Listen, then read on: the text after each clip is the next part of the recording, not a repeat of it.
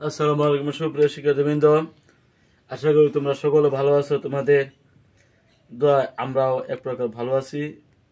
তোমাদেরকে অভিনন্দন। এই ক্লাসে আরেকটি ক্লাস তোমাদের জন্য, সেটা সিলেট বোর্ড 2023 বল চ্যাপ্টার থেকে। এখন চলছে তোমাদের বল। সেখানে 2023 সালে যে প্রশ্নটা আসছিল, এটা আমরা উদ্দীপক আলোচনা করতে চাই। আমরা উদ্দীপকটা আগে লিখবো, তারপর আলোচনা করবো।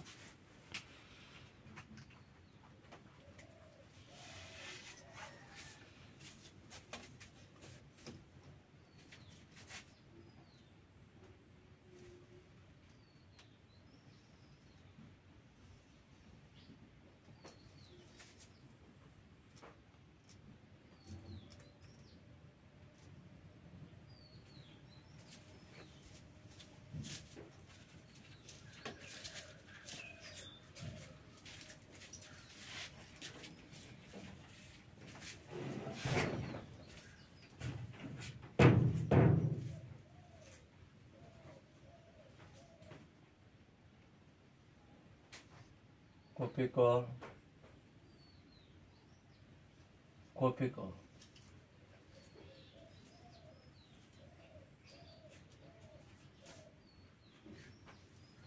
দড়ি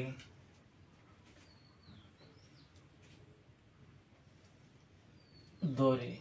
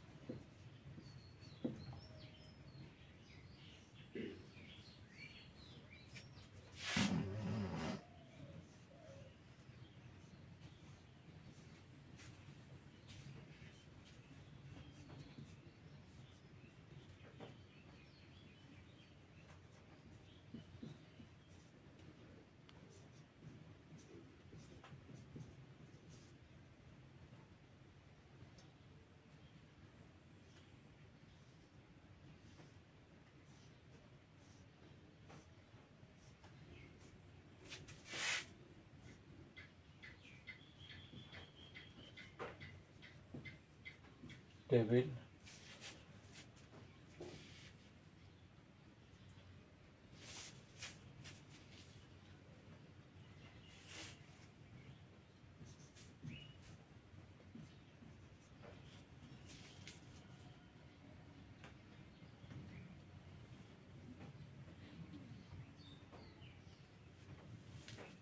বি বস্তু, এটা এ বস্তুর বর্ণ 66 কেজি, বি বস্তুর বর্ণ 30 কেজি।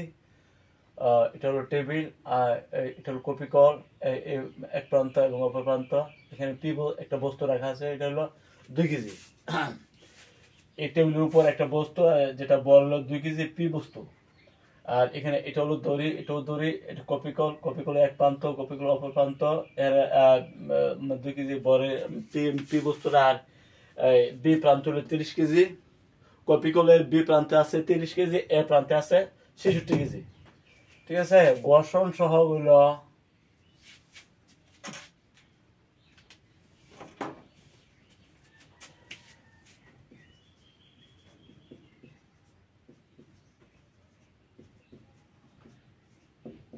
.2 হইলো তোমার ঘর্ষণ সহক। এলো আমাদের যন্ত্র, কপি করে যন্ত্র। পি বস্তুর উপর ঘর্ষণ বল নির্ণয় করো।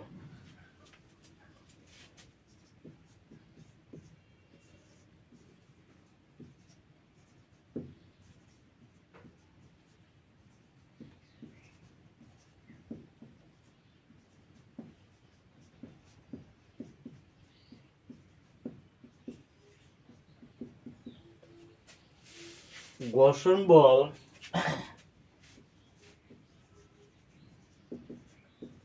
আমরা জানি, ঘর্ষণ বল এফ কে সমান মিউ ডব্লু। মিউ ডব্লু মানে এমজি, ডব্লু ওজন, পি বস্তুর ভর,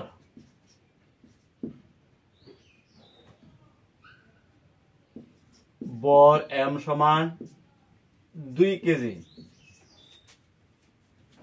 যে মান 9.8 মিটার পার সেকেন্ড স্কোয়ার। তাই আমরা পাইলাম ঘর্ষণ সহগ কিন্তু দেওয়া আছে মিউ সমান 0.2, 0.2 বর হইল 2 কেজি, অভিকর্ষ ত্বরণ 9.8 মিটার পার সেকেন্ড স্কোয়ার। তোমরা কত পাইছ? 0.2 ইন্টু 9.8 ইন্টু হইল 2, 3.92 kg metre per second square. বলে কিন্তু ভুল হবে না। আমরা এই যে ঘর্ষণ বল এফ কে, ঘর্ষণ বল হলো এফ কে সমান মিউ ডব্লিউ, ডব্লিউ এর ওজন, ওজন ডব্লিউ সমান এমজি। যেখানে পি বস্তুর ভর হলো 2 কেজি, আমরা বলতে পারি 2 কেজি, অভিকর্ষ ত্বরণ মান 9.8 মিটার পার সেকেন্ড স্কোয়ার। আমরা হিসাব করলে পাইছি 3.92। এটা কি হবে? কেজি আছে, কেজি দিলাম, মিটার পার সেকেন্ড স্কোয়ার আছে, মিটার পার সেকেন্ড স্কোয়ার দিলাম, তাহলে kilogram metre per second square দিলে কিন্তু ভুল হবে না। আবার যেহেতু এটা বল, সুতরাং এটা নিউটনে বলতে হবে। কিছু বলতে হবে নিউটনে। সুপ্রিয় শিক্ষার্থীবৃন্দ, আমরা কিন্তু এখানে বলতেছিলাম যে এই যে কিলোগ্রাম কিন্তু আমরা পাইছি, যেহেতু বস্তুর বলের সাথে ঘর্ষণ বল হইল মিউ, যে ঘর্ষণ সহগ ইন্টু ওজন, বস্তুর ওজন, ঘর্ষণ সহগ ইন্টু বস্তুর ওজন। তাইলে বস্তুর বড় হলো পি, বস্তুর বড় হলো 2 কেজি, আর অভিকর্ষ আমরা হিসাব করে পাইছি 3.92। এখন আমরা কি লিখবো? আমরা নিউটন লিখবো। নিউটন কিন্তু ঠিক আছে, যেহেতু এটা বল, বলে নিউটন, কিন্তু এখানে তো আমরা কেজি পাইছি, কিলোগ্রাম পাইছি, মিটার পার সেকেন্ড স্কয়ার পাইছি। Kilogram metre per second square দিলে তো ভুল হবে না। তাহলে আমরা kilogram metre per second square লিখতে পারবো, অথবা নিউটনে লিখতে পারবো। এগুলো ঘর্ষণ বল। ঠিক আছে, পরের প্রশ্ন।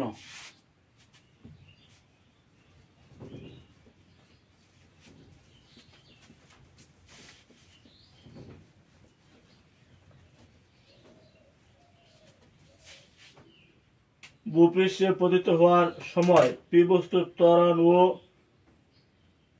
অভিকর্ষ ত্বরণের মধ্যে তুলনা করো।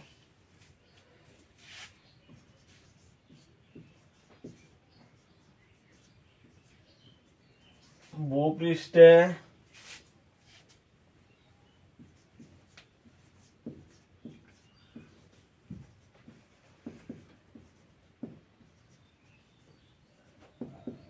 হওয়ার সময়, পতিত হওয়ার সময় পি বস্তুর ত্বরণ ও অভিকর্ষ ত্বরণ।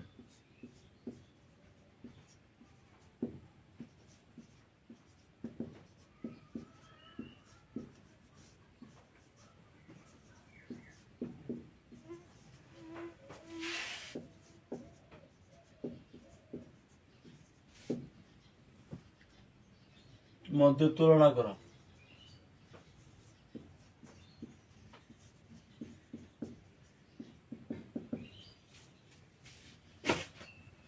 তারপরে পি বস্তুর ত্বরণ যদি আমরা নির্ণয় করতে চাই, এখানে এই যে পি বস্তুরা আছে, এখানে কিন্তু কপিকলের সাথে সংযুক্ত পি বস্তু, কপিকলের এক প্রান্তে আছে বি বস্তু অর্থাৎ 30 কেজি, অপর প্রান্তে আছে এ বস্তু অর্থাৎ 66 কেজি। এটাকে আমরা বলবো M1, এটাকে আমরা বলবো M2, দুটা বল। এখন তাদের লব্ধির ত্বরণ যদি বের করতে চাই, তাহলে আমরা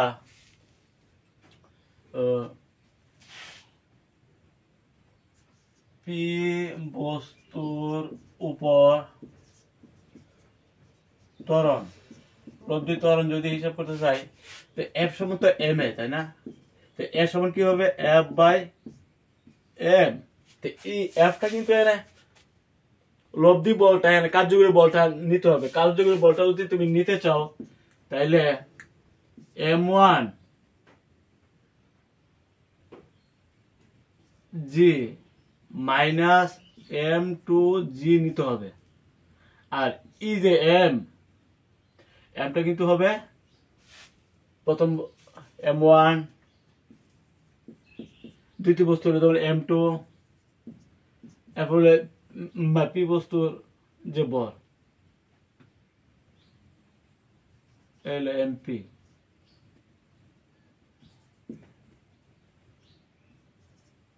এটা কিন্তু আমাদের হিসাবটা করতে হবে। তবে এখানে কি কি আছে, এ বস্তুর বর এম এ কিন্তু দেওয়া আছে 66 কেজি, বি বস্তুর ভর এম বি 30 কেজি, পি বস্তুর ভর এম পি দেওয়া আছে কিন্তু 2 কেজি। এই বরগুলো কিন্তু এখানে যোগ করতে হবে। এই বরগুলো তোমার এম, এই যে এফ, এটা লব্ধি বলটা, কার্যকরী বলটা হইলো প্রথম বস্তুর উপর বর বল এম1, তরঙ্গিত নাই, তরঙ্গিত এখানে জি নিতে হবে, মাইনাস দ্বিতীয় বস্তুর যে বলটা এটা হলো m2g, এটা তোমার লব্ধি বল মানে কার্যকরী বল না, কার্যকরী বলটা নিতে হবে। এই বলটাকে বর টোটাল বর দিয়ে ভাগ করলে ত্বরণটা পাই যাবে, লব্ধি ত্বরণটা পাই যাবে। এটাই হলো কপিকল থেকে ত্বরণ নির্ণয় করার সিস্টেম। তাহলে আমরা ত্বরণ এর সমান বলতে পারি m1 minus m2, m1 minus m2 into g. আর এখানে লিখতে পারি প্রথম বস্তুর বর এ বস্তুর বর এম এ, বি বস্তুর বর হলো এম বি, পি বস্তুর বর হলো এম পি। তাহলে এম এম এ বস্তুর বর হইল এম এ, এম এ কত 66 কেজি না, আর বি বস্তুর বর কত এম বি, এটা হলো 30 কেজি।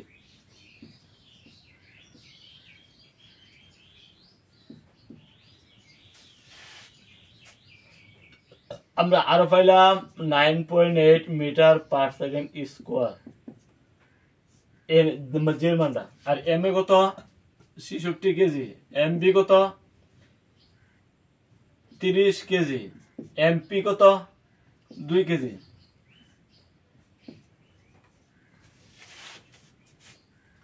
তাহলে আমরা পাইলাম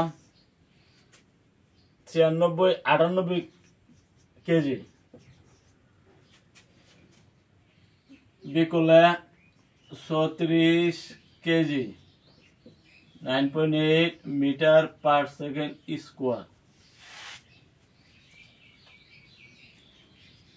আমার আসবে এখানে 3.6 কেজি, কেজি বাদ যায়, ফলে থাকবে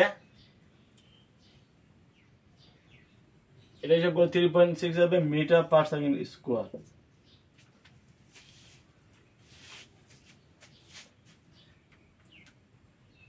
ইন্টু 9.8 ভাগ 3.6, তাহলে 3.6 তো এই হিসাবগুলো আসবে। আর এখানে মিটার পার সেকেন্ড স্কোয়ার, ত্বরণ কিন্তু মিটার পার সেকেন্ড স্কোয়ার, তাই না? মিটার পার সেকেন্ড আমরা পাইছি, এটা কিভাবে পাইছি মোস্ট পাই নাই।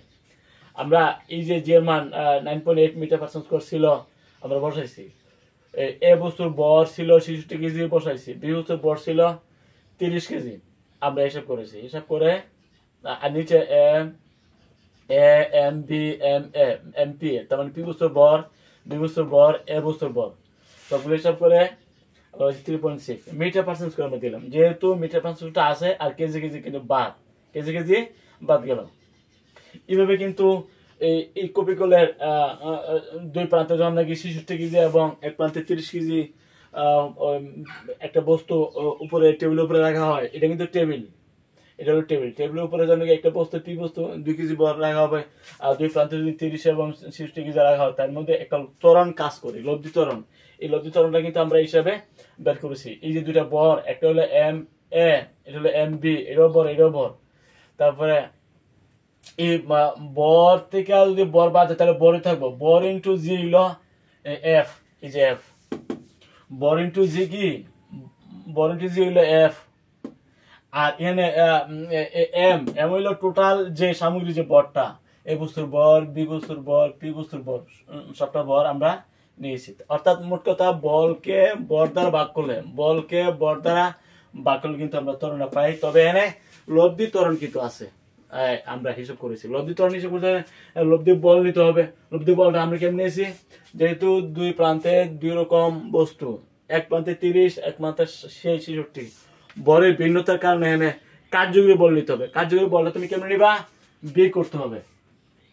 এটা থেকে এটা বিয়োগ করতে, যেহেতু এক প্রান্তে বেশি এক প্রান্তে কম, এখানে লব্ধি বল নিতে হবে, কার্যকরী বল, সেখানে এই জন্য বিয়োগ হবে।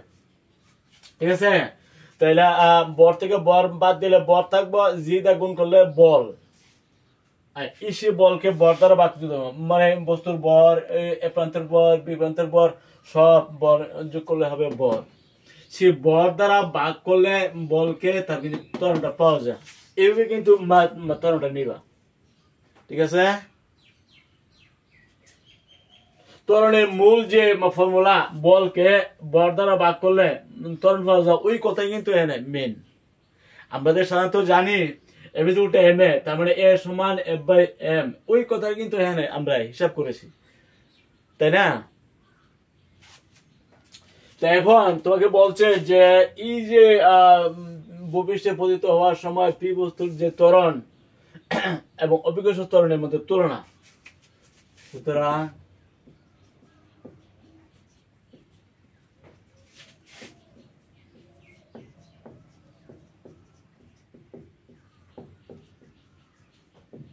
পতিত হওয়ার সময় পি বস্তুর ত্বরণ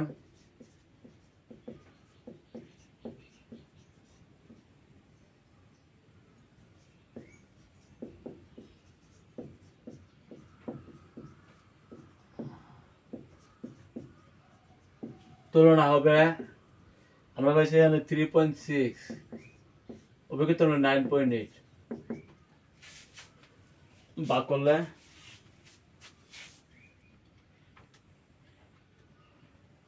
0.367 গুণ।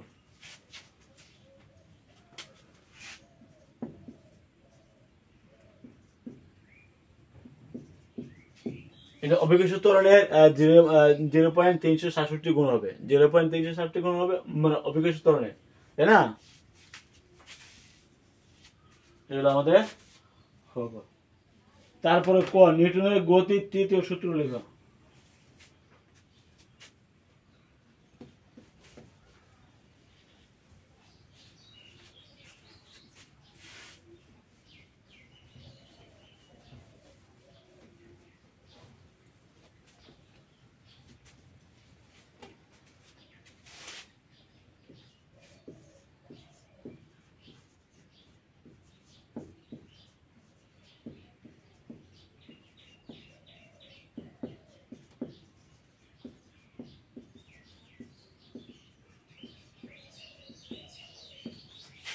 একটি বস্তুর উপর যখন অপর একটি বস্তু বল ক্রিয়া করে, তখন অপর বস্তুরও ওই বস্তুর উপর আবার বিপরীত দিক থেকে সমান বিপরীত বল প্রয়োগ করে। এটা হলো নিউটনের গতির তৃতীয় সূত্র। অর্থাৎ এটাকে বলা হয় প্রতিক্রিয়ার সমান ও বিপরীত প্রতিক্রিয়া। ক্রিয়া বল যদি এফ হয়, প্রতিক্রিয়া বল যদি F2 হয়, এটা হলো প্রতিক্রিয়া বল, আর এটা হলো ক্রিয়া বল। ক্রিয়া বল এবং প্রতিক্রিয়া বল সমান, তবে বিপরীত। একটি বস্তুর উপর নাকি অপর একটি বস্তু বল প্রয়োগ করে, এটা বলে ক্রিয়া বল। অপর বস্তু ওই প্রথম বস্তুর উপরে আবার সমান এবং বিপরীত মুহে বল ক্রিয়া করে। এই যে বিপরীত মুহে এবং বলটা ক্রিয়া করলে এটা বলা হয় প্রতিক্রিয়া বল। ঠিক আছে, ক্রিয়া এবং প্রতিক্রিয়া বল সমান তবে বিপরীত, এটা হলো নিউটনের গতির তৃতীয় সূত্র। একটি বস্তু যখন অপর একটি বস্তুর উপরে বল ক্রিয়া করে, তখন অপর বস্তুটিও প্রথম বস্তুর উপর বিপরীত এবং সমান বল প্রয়োগ করে। এইটা হলো নিউটনের গতির তৃতীয় সূত্র। তার মানে একটি বস্তু যখন কোন বস্তুর উপর বল ক্রিয়া করে, তাহলে অপর একটি বস্তু তার উপর সমান এবং বিপরীত বল ক্রিয়া করে। এটা হলো নিউটনের গতির তৃতীয় সূত্র। ঠিক আছে, সুপ্রিয় শিক্ষার্থীবৃন্দ, তারপরে নিক্ষিপ্ত বস্তুর বেগ ক্রমান্বয়ে হ্রাস পায় কেন? পরের প্রশ্ন।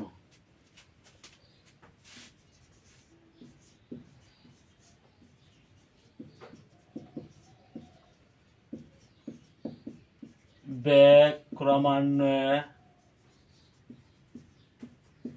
হ্রাস পায় কেন?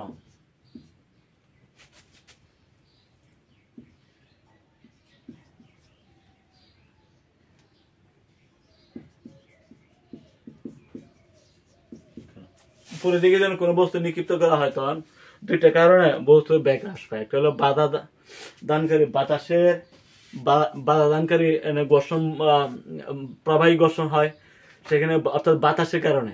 আর একটা হইলো অভিকর্ষ বলের কারণে।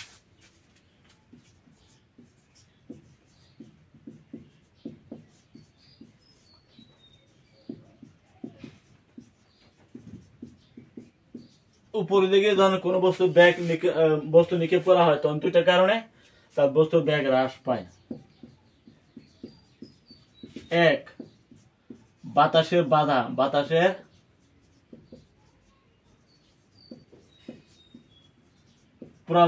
প্রবাহী ঘর্ষণ,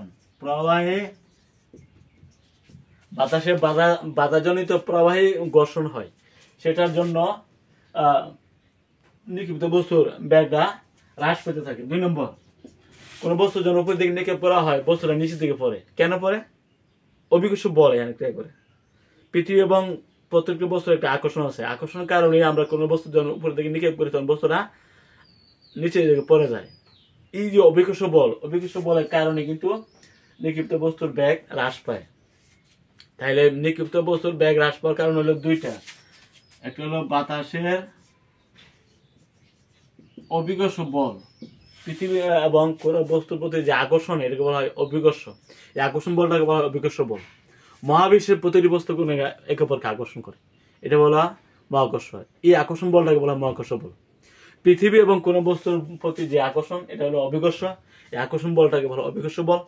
এই অভিকর্ষ বলের কারণে হইলো বস্তু নিক্ষিপ্ত বস্তুর বেগ হ্রাস পায়। ঠিক আছে? আর বাতাসের বাধাজনিত বস্তু যখন উপরে নিক্ষেপ করা হয় তখন বাধাজনিত প্রবাহী ঘর্ষণ সৃষ্টি হয়, ফলে তার বেগ হ্রাস পায় এবং একসময় নিচে পড়ে যায়। ঠিক আছে? তাই আমরা নিক্ষিপ্ত বস্তুর বেগ ক্রমে হ্রাস পাওয়ার কারণ হলো দুইটা। একটা হলো বাতাসের বাধাজনিত প্রবাহী ঘর্ষণ আর অভিকর্ষ বল। ঠিক আছে? আগামী ক্লাসে আমন্ত্রণ জানিয়ে এখানে শেষ করছি। সবাই ভালো থাকো, আলহামদুলিল্লাহ।